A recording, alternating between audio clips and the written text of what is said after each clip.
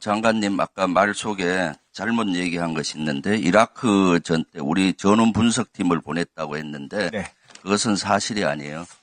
우리가 전원 분석팀을 보낸다고 했을 때 미국은 거절했습니다. 그래서 파병 협조단의 명칭으로 갔어요. 그 협조단 중에 저가 대표로 중부사령부를 갔기 때문에 얘기하는 겁니다. 네. 그래서 그런 것들 정확히 좀 얘기를 하시고요. 지금 3,000명 정도 파병이 간 걸로 이렇게 북한군이 러시아로 간 걸로 돼 있는데 지금 위치가 어디 있습니까, 인원들? 그 위치는 지금 저희가 워낙 산재되어 있기 때문에 어느 특정해서 말씀드리기는 제한됩니다. 네. 그 용병 형태라고 하면은 그럼 이 인원들이 러시아의 부대에 이렇게 스며들어서 편성돼서 가겠네요? 그럴 가능성이 높다고 보고 있습니다. 거기 일부 언론에 보면은 북한군 장군 3명에 장교 500명이 갔다라는 얘기도 언론에 흘러나오던데 거기에 대해서는 확인한 거 있습니까? 앞으로 그것은 더 추적을 해볼 필요가 있다고 생각합니다. 네. 올해까지 그 국정원 자료는 보니까 1,900명 간다고 했는데 그럼 이 인원들은 11군단 폭풍군단이라고 하던데 맞습니까? 그 외에도 아마 추가적으로 있을 것 같습니다. 네. 그러면은 내년에도 추가적으로 파병할 가능성도 있겠네요. 그 가능성은 충분히 있다고 생각합니다. 근데 이 11군단, 폭풍군단이라는 이 근거들은 어떤 근거로 국정원은 얘기를 할까요? 출처를 저희가 밝힐 수는 없습니다. 네. 그러면은 앞으로 우크라이나에 그 공격용 무기, 살상 무기 지원할 겁니까? 그것은 단계적인 조치에 의해서 이루어질 것입니다. 아까 그 나토의 대표단을 보낸다고 했는데 나토에는 이미 우리 장교들이 가 있잖아요. 네, 그렇습니다. 몇 명 가 있죠? 그거 한번 확인해 보겠습니다. 뭘 그것도 확인을 못하고 대표단 보낸다고 해요. 이미 3명 오래전부터 상주하고 있지 않습니까? 3명 가지고 할 수 없기 때문에 그렇습니다. 3명이면 충분하죠. 그렇지 않습니다. 그리고 또 조금 전에 단계별 조치 중에 모니터링 하는 반을 우크라이나 전쟁터로 보낸다고 했는데 그 사실이에요? 제가 길을 의심했는데.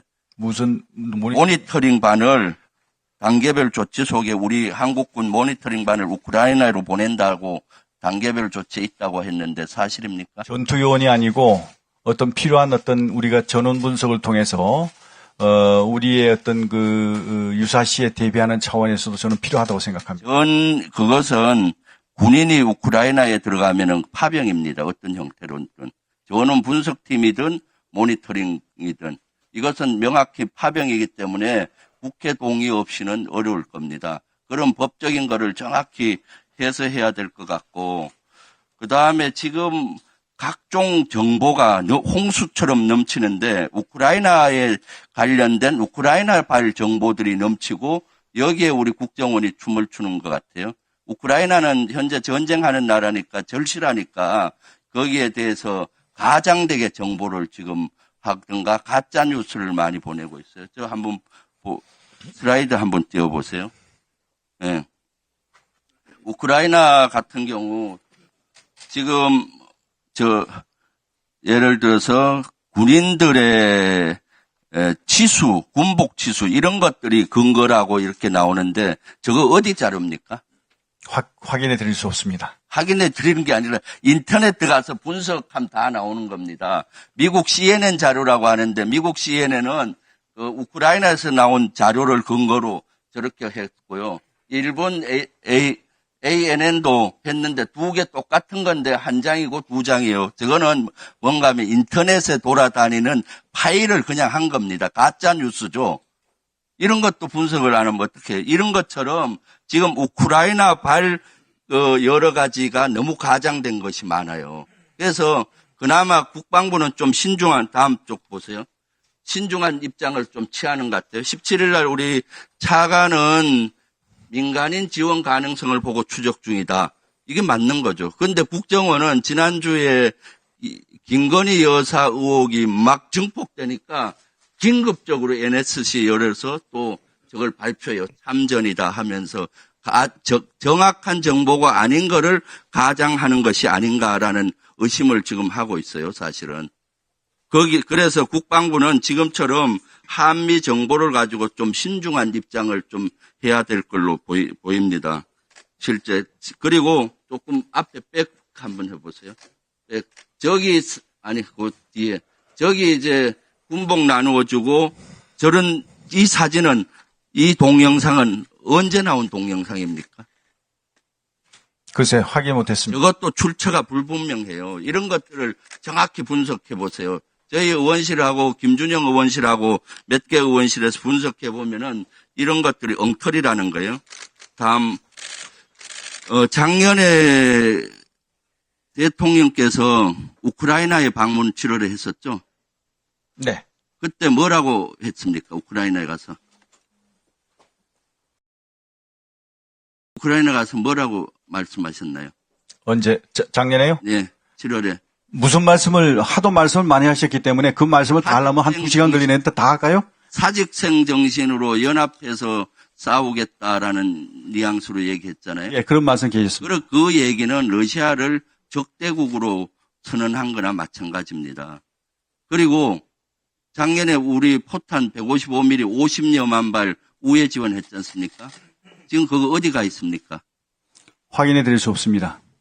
그러니까 지금처럼 안보 위기가 온 것은 북한과 러시아가 동맹을 맺고 이렇게 지원한 건 큰 안보 위기잖아요. 사실은 우리 대한민국 입장에서는 이 안보 위기를 초래한 거는 1차적으로는 러시아와 북한의 이해관계가 맞닥 떨어진 것이 1차적인 거고요.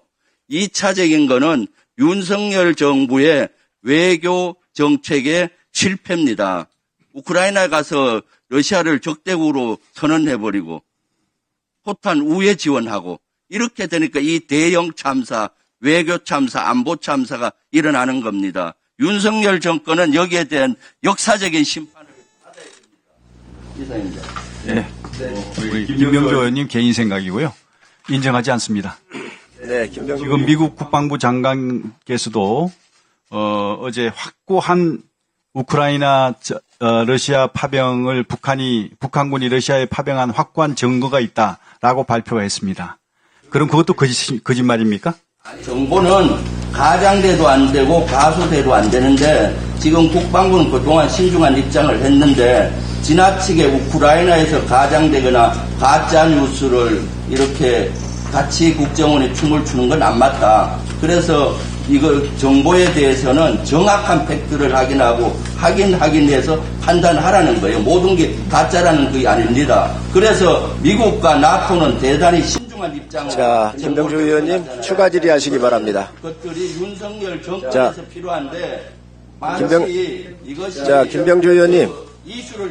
김병주 의원님. 이슈롭다는 거죠. 그래서 회의에 정확히 좀 판단을 지금처럼 하라는. 이따가 추가 질의를 하시면 되잖아요. 의사진행 발언. 예, 추미애 의원님 의사진행 발언 해주시기 바랍니다. 네. 위원장님께서 한번 그 피감기관의 답변 태도에 대해서 수정하도록 말씀 주시기 바랍니다. 감사위원이 질의 시간 7분을 어떻게 활용하는가 하는 것은 재량이죠. 그래서 쭉 질문을 하게 되지 않습니까? 그런데 피감기관 답변이 감사위원을 언급하면서 하도 말을 많이 해서 대답하려면 1시간도 더 걸리겠습니다. 이렇게 짜증을 낸다든지 하는 것은 있을 수 없는 태도입니다. 또 개인 생각으로 인정하지 않는다. 이렇게 대받아치는 것도 있을 수 없습니다.